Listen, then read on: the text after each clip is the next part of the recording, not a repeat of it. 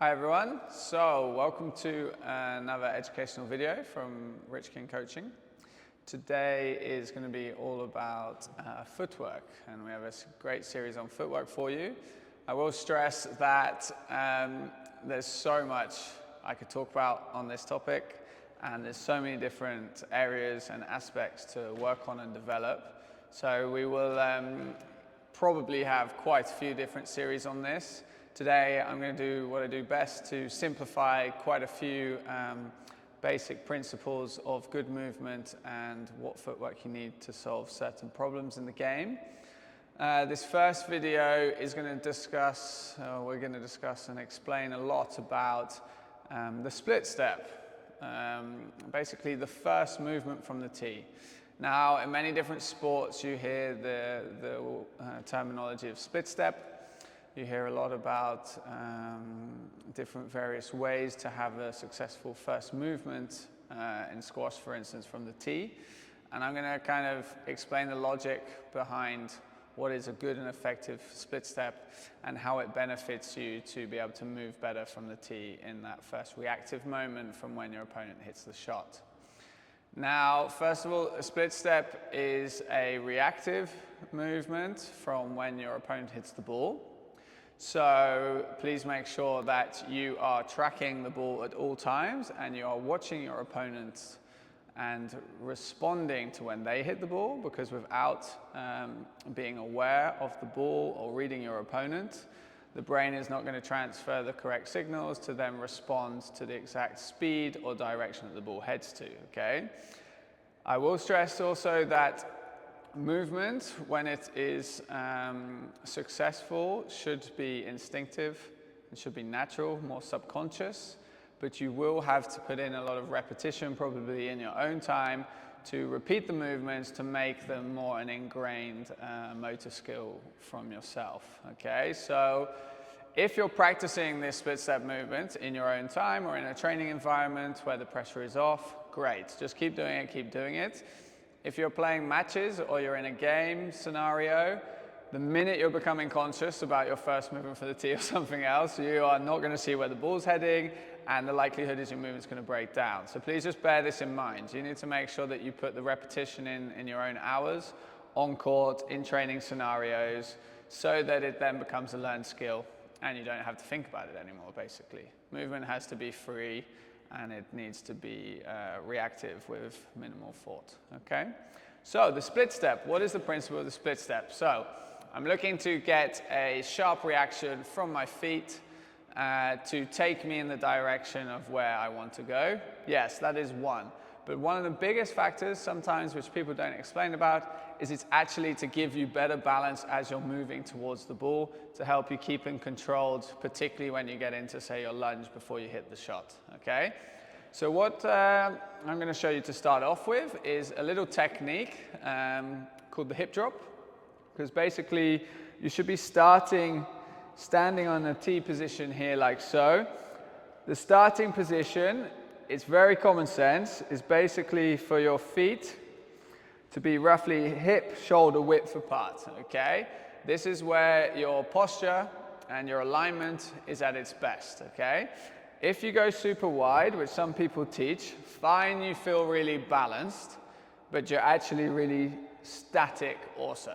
Imagine these are like roots of a tree. I'm more stuck to the tee than being able to be quick and fast from the tee, which is a must for a reactive sport like squash, which goes at very, very fast tempo at times, okay? So firstly, bring your feet to hip shoulder width apart, something like that. Now, this central area, so the hip, the waistline, is how you're going to be able to get a lower center of gravity, and also the freer this area is, the quicker your feet response will be, and also the better connection you will have between that first movement and then, say, the preparation of your racket, which is a must as you go towards the shot, okay? So thinking of this light easiness in the mid area of the body, you're going to be standing in the position that I just said, and we're just going to see, to start off with, holding the racket in this starting position, whether you can actually just drop from your hips, okay? It's just like a little free fall, okay? you're basically just allowing that quick free movement. It's not a squat. As you can see, it's just a quick movement. And if we get a side-on view, you'll be able to see my body here dropping from the center, and my upper body is staying completely upright. Okay? Now this is the first aspect that will happen as you initiate the split step. And the other aspect, which is really important, is to have a stiff ankle. Okay? This is why you might need to, if you feel this is very difficult, you might need to work on calf strength in the gym, or you might just need to develop some more agile, fast footwork to increase the strength and explosivity through the calves. Because this stiff ankle coming from the plantation of the ball of the foot is what's going to give you that kickoff, okay? The other thing which is really important is the distance that you split your feet before you move, okay? If I go too wide with my feet, I'm going to lose that power, and if I'm too narrow, I also don't gain enough. So find that perfect distance for yourself between your front foot and your back foot that is going to give you that boost and that energy to go forwards, okay? So with that in mind, I'm starting from that good position, feet hip width, shoulder width apart, somewhere between there. And then I'm going to drop from the mid area of my body and then take my foot behind me, or the logic is you always plant your foot the opposite direction to where you want to go, okay? So basically you're getting the momentum from the reverse position. So if I'm going to this front right corner here, I'm going to place my left foot behind me to get the momentum to then take myself forwards, okay? So I'm just going to do one directly forwards here, starting in my T position, drop from the mid area of the body and going forwards. I can do the same with my left side and back to the T. So as you see, nice and light and tall. Sometimes I like to say Muhammad Ali from the T. Okay, drop, go, and in. Nice and light and tall again. Drop from the mid area. Plant my opposite foot behind me. Good. So now if I was heading into, say, the 6 corners or 6 areas of the court that most people talk about, the front 2, the sides and the back, I'm now going to plant the opposite foot to the direction I want to go. So I'm heading into the left corner now. So drop in and back to the T. Now to the right. So here I'm just practicing only the split. So I'm just using that first explosive movement to help get that direction of movement nice and active. I'm not actually going into the full lunge. This is solely just for the split step itself. Now if I was going to the volley, I'm now going to go to the right, and I'm going to push off with my left side.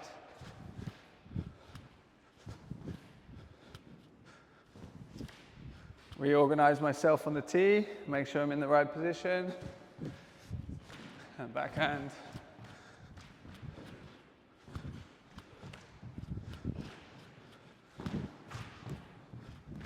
Obviously on the volley you might be a little bit higher up because you're not going down into that lunge so much.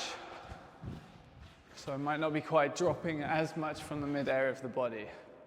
Now if I'm going into the back corners, I'm going to the right corner now. Same T position. I'm getting that turning movement.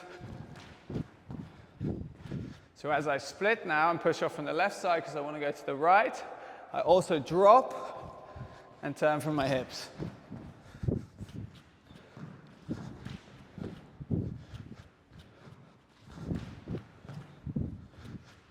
Last one on this side, then we go to the backhand, or my backhand. So if we follow around to this side now.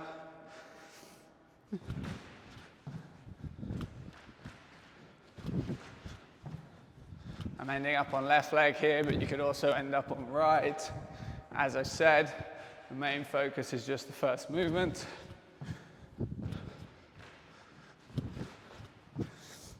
Okay, so this is just a great first starting exercise to introduce the split step into your movement patterns. Do it in an environment where the stress, the pressure is completely off, so probably exactly like I'm doing now.